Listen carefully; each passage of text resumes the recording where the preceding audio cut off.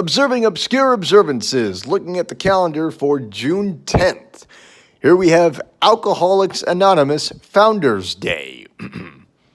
On today's date in 1935, in Akron, Ohio, the organization that would become Alcoholics Anonymous was founded by William G. Wilson and Dr. Robert Smith. Wilson, a New York stockbroker and alcoholic, had been getting help to get sober from the Oxford group. He also had tried helping others with their sobriety, but was not successful. While on a business trip to Akron in June of 1935, he felt the need to drink. Instead, he got into contact with Smith, an Akron surgeon and alcoholic who also sought help from the Oxford group. Smith had yet to become completely sober yet, however. With Wilson's support, Smith was able to dry out. June 10th was the day of his sobriety. On that day, Wilson and Smith decided that they would continue to work to stay sober by getting support from others who were struggling with the issue of alcohol dependency. They defined alcoholism as a malady of mind, emotions, and body and began helping alcoholics in Akron City Hospital. Their group grew, and later in 1935, a similar group was formed in New York, and in 1939, a third group was formed in Cleveland.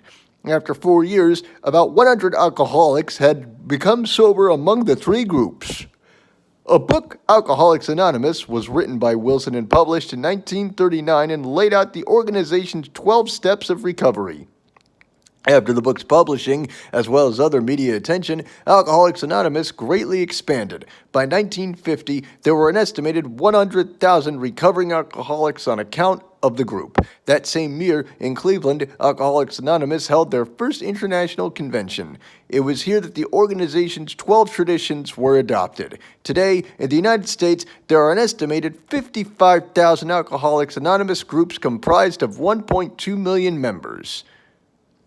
There you go, folks. I mean, we are all struggling with something. I don't care who you are, what your background is, what your income is, what your social status is. We're all struggling. We all need to be there for each other, especially in these trying times, these uncertain times. Ballpoint Pen Day, observed annually on June 10th. No information. National Black Cow Day, observed annually on June 10th. That's interesting. Never heard of the black cow, but okay, let's see what this is about. Oh, come on, load. Come on, you can do it.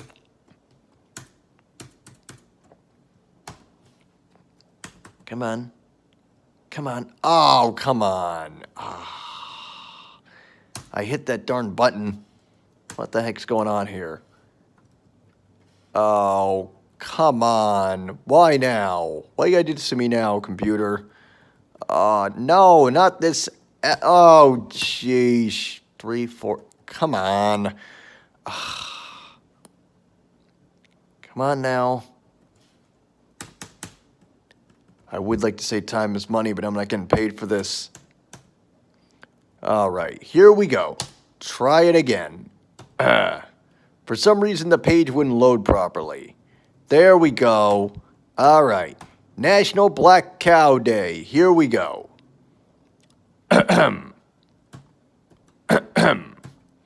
Today we celebrate the black cow, which in many locations is simply another name for a root beer float, a drink consisting of root beer and vanilla ice cream. They are sometimes called chocolate cows or brown cows, or chocolate ice cream is used in place of vanilla. In some locations, a black or brown cow is made with cola instead of root beer. In other locations, root beer and ice cream are mixed together instead of the ice cream sitting on top. I'm getting hungry just thinking about it. Frank J. Wisner,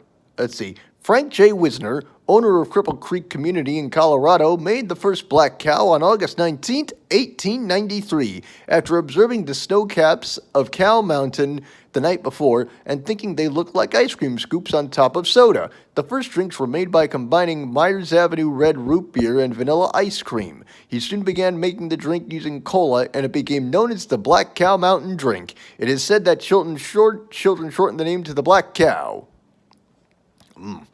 That sounds pretty good. If I had some ice cream, I'd make a black cow right now. Because I got root beer. I got plenty of root beer in the fridge. I got that and Pepsi with real sugar. National Herb and Spice Day, observed annually on June 10th. What about the 11 herbs and spices in KFC, Kentucky Fried Chicken? National Iced Tea Day, observed annually on June 10th. All right. Here we go. National Iced Tea Day. Let's see what it says. Oh, come on. There we go. National Iced Tea Day celebrates the refreshing summer-friendly drink, which makes up about 85% of tea consumed in the United States. People first started drinking iced tea in the United States around 1860s, and the first recipes were printed in cookbooks in the 1870s. The growth of iced tea can partly be attributed to the availability of ice, which began being shipped from the northern states to southern states in the Caribbean in the beginning of that century. But the primary impetus for the expanded popularity of the drink can be credited to Richard Bachenden, who served it at the World's Fair in St. Louis in 1904, which led to many people bringing it to all parts of the country. Prohibition, which lasted from 1920 to 1933, also helped keep iced tea drinking popular. Black iced tea is the most common, but many types of tea leaves can be used. The tea can be sweetened or unsweetened, and lemons, limes, and herbs can be added. There are many possible health benefits to drinking tea, and it contains flavonoids that quite possibly have antioxidant properties. But if the tea is bottled with high amounts of sugar or high fructose corn syrup, the health benefits may be partially neutralized. Home benefits of tea may be the most healthiest. The brewer knows exactly what's in it. Oh, there you go. And also, tea is really good for the voice too, from what I've heard too. There are a lot of people who drink like green tea or weak tea, soothe their voice when they're recording stuff. All right, and that's the end of the video. Well, I'm Lawrence Ross. Thanks for watching, and I'll see you later. Bye bye. Drop the remote.